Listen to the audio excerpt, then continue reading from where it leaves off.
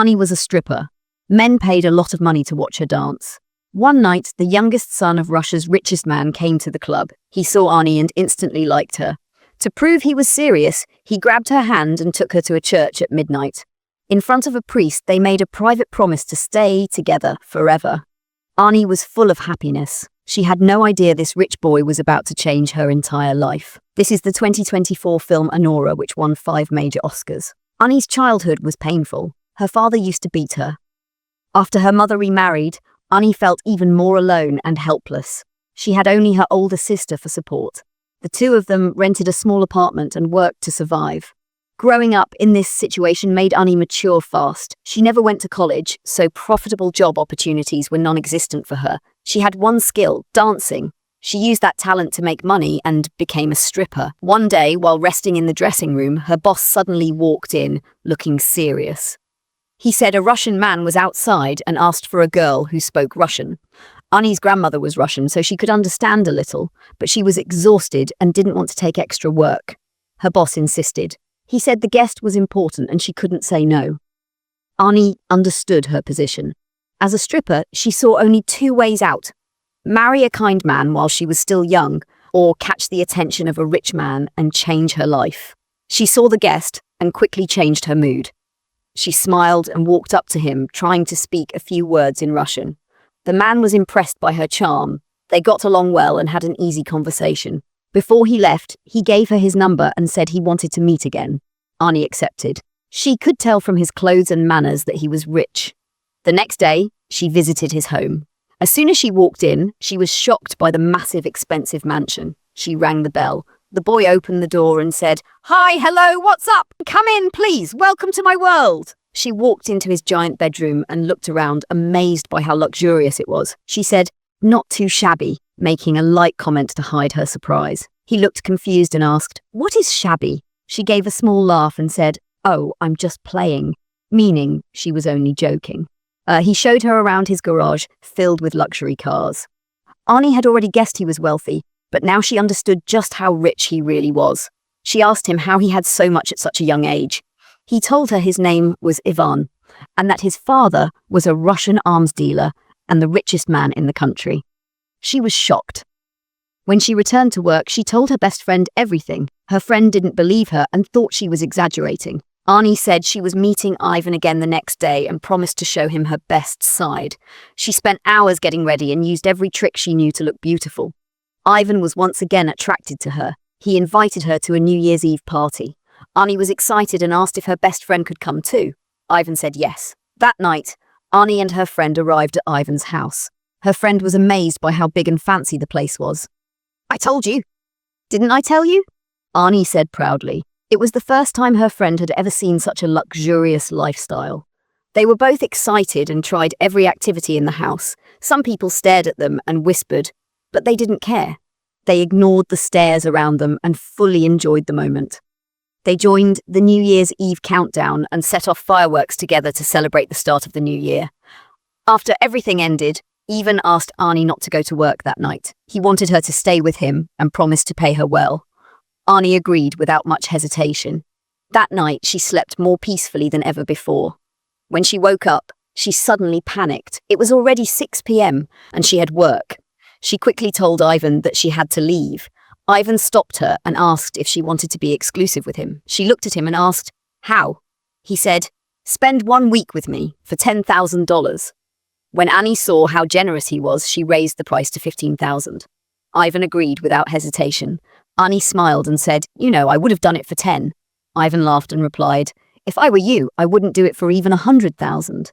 The next morning, Arnie went straight to her boss and asked for a 1-week vacation. After he approved it, she rushed home and started packing her things. As she packed, she said, "I'll be back on Tuesday." Her sister, who was sitting nearby, looked up and said, "Today is Tuesday." Arnie nodded and said, "Correct." Her sister raised an eyebrow and said, "That's a full week." Arnie smiled and repeated, "Correct." When she walked outside, a luxury car sent by Ivan was already waiting. She got in and it took her straight to Ivan's massive mansion. From the moment she walked in, Arnie entered a whole life of luxury and indulgence. On regular days, they went to loud nightclubs and danced under flashing lights. Sometimes they ran on the beach, enjoying the waves and the excitement of freedom. During these days, Arnie truly experienced the magical power of wealth. Every new moment amazed her. Ivan went even further. He flew her in his private jet to Las Vegas. When they arrived in Las Vegas, they checked into a top-level presidential suite. Inside the suite, the group opened one bottle of expensive champagne after another. They laughed, drank, and enjoyed the luxurious atmosphere. At the casino, Ivan stood at the table and boldly pushed all his chips forward. Everyone watched in awe. Even though he lost everything, he didn't show a single sign of regret. To Annie, that kind of money was something she could never earn in her entire life. After living through all this, she clearly felt the huge gap between the rich and the poor. Still, she also felt a deep sense of satisfaction that she had never experienced before. But happy days never last long. One day, after being close with Arnie, Ivan looked sad. He told her that being with her made him feel incredibly happy, but now he had to return to Russia. He needed to take over the family business his parents had already planned for him. Then Ivan suddenly changed the subject. He said if he could marry an American, he could become a US citizen. That way he wouldn't have to return to Russia and could escape his parents' control. As he said this, he looked at Arnie with a serious and emotional expression. "Don't mess with me," she said. "I'm not messing with you," he replied. Arnie looked at him and said, "Okay, then go ahead, go get married." Ivan responded, "Yes, let's get married." She stared at him, unsure. "You're such a jerk. Don't play games with me like that, all right?" Ivan stood up and said with a serious face, "Will you marry me?" "Seriously?" she asked. "I'm serious. I've said it twice." Arnie paused, then said, "I want a 3-carat wedding ring." Ivan smiled and replied, "What about 4 or 5 or 6? After leaving the church, Arnie and Ivan walked through the streets of Las Vegas at night. They told strangers they had just gotten married. Both of them were completely lost in the joy and excitement of the moment. When they got back to Manhattan, Arnie's life changed. She was now a rich woman, married to a billionaire. She immediately quit her job. Everyone there congratulated her, except one woman, her old rival. That woman mocked her and said the marriage wouldn't last more than 2 weeks. In the past, Arnie would have gotten angry, but now she was a rich wife and she had changed. She smiled, leaned forward, and gave her a goodbye kiss. It didn't hurt physically, but it was humiliating. "Stay jealous, honey. Jealousy is a disease. Remember that, Diamond," she said. "I'm just going to go chill with my man now. No big deal." After that, Arnie put on the huge diamond ring Ivan gave her. She wore a fancy fur coat she had never touched before. She used to be a club dancer, but now she looked like a classy, wealthy woman. She felt like she was standing at the top of the world. She thought this new life would last forever. But things changed fast. News of Ivan marrying a dancer quickly reached Russia. Ivan's godfather, who looked after him in the US, had called from Ivan's mother. The godfather was shocked. He hadn't watched Ivan for just 2 weeks. And now this happened? He panicked. He immediately sent 2 of his best bodyguards to investigate. This was a serious problem. Ivan had done something huge right under his nose, and now he had to report to Ivan's mother. On the other side, Annie had already started to feel nervous. She had asked Ivan before if he told his parents about her. She wanted to know what they thought of her, but every time, Ivan gave her some excuse to avoid the question. Right after that conversation, the doorbell rang. Ivan looked through the peephole and saw his mother's men standing outside. He didn't want to open the door, but they already knew the code to unlock it. As soon as they walked in, one of them said he was sent by Ivan's godfather. He said he only wanted to see the marriage certificate and then leave. Ivan believed him. He took one of the men upstairs to show him the certificate. The other one stayed in the living room to watch Annie. "I'm his wife?" Arnie said to the man in the living room. "Congratulations," he replied. Ivan handed over the marriage photo to the man upstairs, but the man said he needed to take pictures of it. At the same time, the godfather received a message from the bodyguards. When he read that Ivan had married a dancer, he was completely shocked. He stopped a prayer ceremony he was attending and rushed to Ivan's house. Back in the house, Ivan was already angry. He yelled at the bodyguard and told him to get out, but the bodyguard didn't listen. Arnie said, "Okay, look, you work for the family, right? So if he's telling you to take it outside, then take it outside," Ivan added firmly. "Take it outside! Do what my wife says!" Then the bodyguard got an order from the godfather. He had to stay there and control the situation. Ivan still didn't understand how serious things were. He kept yelling until the godfather mentioned that his mother had already found out everything and that both parents were on their way from Russia. That's when Ivan panicked. He told Arnie to pack up. He wanted them to leave immediately. "Where are we going?" Arnie asked. "I don't know, but we're going," Ivan said. Arnie was wearing almost nothing and needed to go upstairs to change. Ivan, terrified of his parents, was already freaking out. Ivan decided to leave by himself. Arnie also tried to leave, but the other bodyguard, Igor, stopped her. She shouted, "Do not touch me. No, no, no, no, stay back. No, no, no, no, no, no." Igor had no choice but to tie her up to stop her from causing more trouble. He used a red scarf to gag her mouth. When the godfather arrived, he picked up Arnie's phone and called Ivan. On the screen, Ivan was saved as husband. But Ivan didn't answer. The phone rang for a long time, but he never picked up. The godfather was angry, but stayed calm. He told Arnie clearly that her marriage with Ivan wasn't real or recognized.